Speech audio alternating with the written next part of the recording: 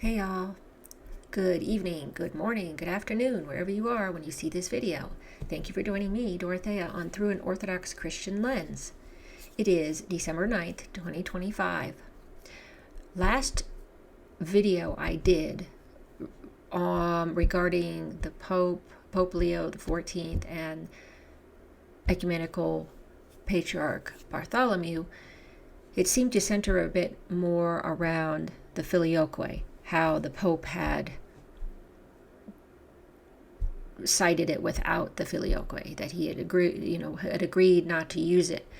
That was the first thing I think that was brought up about how they were working to reunite, that he had done this move towards that.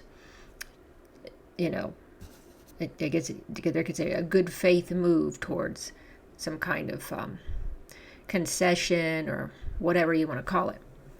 So I just have a couple of stories to share with you that have to do with this. And I'm going to start with the first one. Patriarch Bartholomew, mutual lifting of anathemas is a step to full unity with RCC. I don't see it as a step to full unity. I see it as some progress there, but definitely not to full unity. A step to full unity? I don't know about that, but he called for continued movement toward unity with the Catholic Church. As on December 7th, in a sermon marking the 60th anniversary of the mutual lifting of anathemas by Ecumenical Patriarch Athenagoras and Pope Paul VI, Patriarch Bartholomew emphasized the significance of that act as the first step toward the much-desired restoration of full communion between our churches, quote-unquote.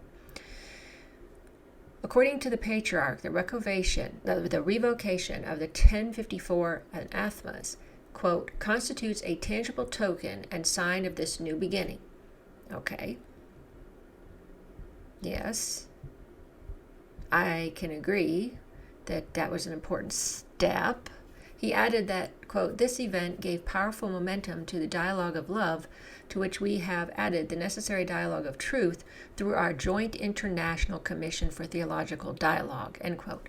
Quote, we cannot let the forces of complacency or the lure of fanaticism undermine our pursuit of unity. What fanaticism? We must recognize these dangers and work diligently to avoid them, end quote, he said. He urged the faithful to, quote-unquote, cautiously embrace respect, honor, and above all, love for one another, so that our mutual encounters, whether large or small, manifest or hidden, can each become a source for the exchange of spiritual gifts, a sharing of life, and thus a concrete future, a further step toward unity. Well, I don't think anybody is from the Orthodox side. I certainly don't hate the Catholics. I love the Catholics. I don't have a problem with my fellow Catholics. This isn't about that. It's about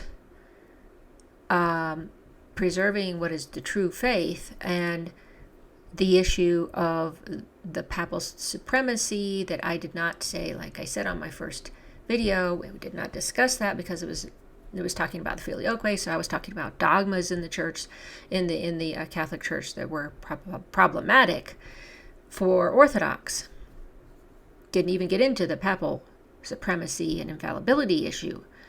So I don't think there's this lack of love. I think there's a concern about how this union comes together, how that's going to happen. Making steps toward union is not a bad thing, but what you do with it, how you go about doing it, is a concern and should be to anybody. Okay, so now the second story I have for you is the Church of Greece Hierarch criticizes joint celebrations of FANAR and RCC. Metropolitan Seraphim warns that the FANAR steps toward rapprochement with the Vatican raise doubts about its adherence to canonical positions in Orthodox teaching. Okay. On December 8th, 2025, Metropolitan Seraphim of Caesarea Cathedra of the Church of Greece criticized the joint celebrations of the 1700th anniversary of the First Ecumenical Council held by the Phanar together with the Roman Catholic Church at the end of November. The information was reported by the Orthodox news agency. The Hierarch stated that the format of the events, the participation of Pope Leo XIV, and the declaration signed by both sides raise serious theological and canonical concerns. Quote, the celebration was not truly pan-Orthodox, since the participation of the Pope of Rome made it impossible for many primates to attend. I see. Okay. Of particular concern, he said, is the joint declaration signed by Patriarch Bartholomew and Pope Leo XIV. Metropolitan Seraphim stressed that the document does not take into account the profound theological differences between Orthodoxy and Catholicism. Unity is impossible without a clear grounding in the dogmas, canons, and holy tradition, the Hierarch stated. He also pointed to the divergence between Orthodox and Catholic approaches to the question of unity. He noted that Catholicism permits alliances with Protestant denominations, which, in his view, have departed from traditional Christian teachings. Quote, Catholicism enters into communion with communities that bless same-sex unions and admit LGBT and women to the priesthood. He's emphasizing this. Now, I don't know what he means by enters into communion. Are the Catholic churches sharing the Eucharist, their Eucharist, with Protestants? I am not aware of that, but then again, I'm not in that faith tradition, that particular Christian tradition. Neither one of those. So maybe somebody who's Catholic could clear that up, or somebody who's Protestant, somebody that's one of those, can really kind of, give us a clue on this. The Hierarch added that Orthodox reactions to these events were mixed. Some faithful received them positively, while many expressed concern and bewilderment. He underlined that such initiatives require particular caution and fidelity to the Church's tradition. Yes, caution and fidelity to the Church's tradition. This is what I am talking about. Just make sure that while we're doing these steps that those two things are, at the top of our minds here. Today, quote, today is especially important to discern what is orthodox and canonical and what exceeds the bounds of tradition, he said. So overall, I think that he's saying, okay, let's be cautious. Let's be, let's make sure we're sticking to what's been given to us, what is truth that's been given to us from Christ and his apostles. And, tread carefully on this path. Make sure that we're keeping these things in mind when working to move forward on some kind of union or, unification. And I think his points are well taken, that we should be doing that. So there's those two issues there. The fact about the loving one another, I don't think that's an issue.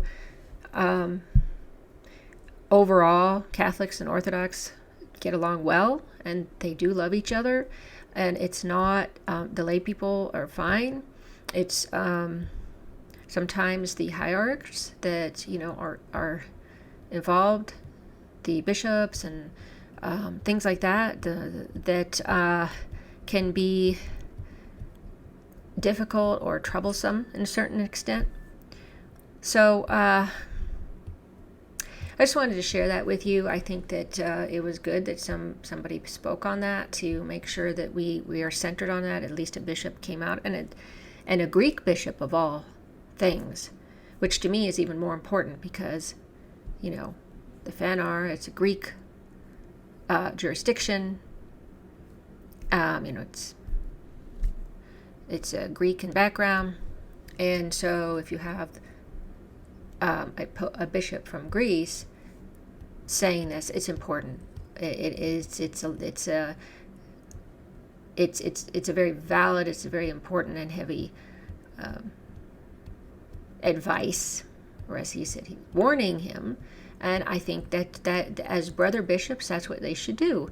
If they're concerned about something, they bring it up to their bishop who said something they didn't agree with and say, hey, I think we should be working these things out.